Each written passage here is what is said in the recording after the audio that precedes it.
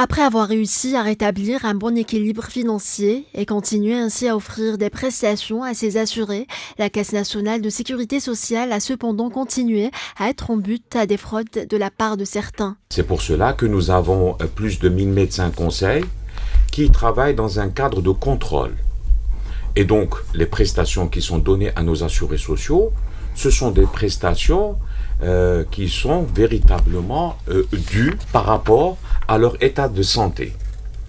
Et la CNAS a un rôle en dehors de prestations de contrôle. Nous contrôlons les prestations, est-ce qu'il y a des abus et des fraudes, et c'est dans cette stratégie globale que la CNAS s'inscrit. Par ailleurs, le directeur général de la CNAS s'est exprimé sur la protection sociale.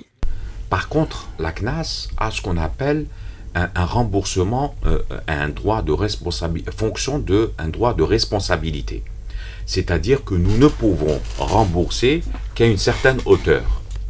Mais vous savez que nous avons conventionné les médecins traitants dans le cadre de l'amélioration du parcours de soins de nos assurés sociaux, notamment les retraités, notamment les malades chroniques, vous parlez de tiers payants. Tidjani Heddam Hassan tient d'autre part à souligner que les arrêts de travail de complaisance représentent un coût important, prévenant au passage qu'ils sont susceptibles de donner lieu à des poursuites judiciaires à l'encontre des médecins. Il rappelle par ailleurs que la plus grosse dépense consentie par la caisse l'est au niveau du remboursement des médicaments, lequel, précise-t-il, s'est chiffré à plus de 200 milliards de dinars durant l'année 2017.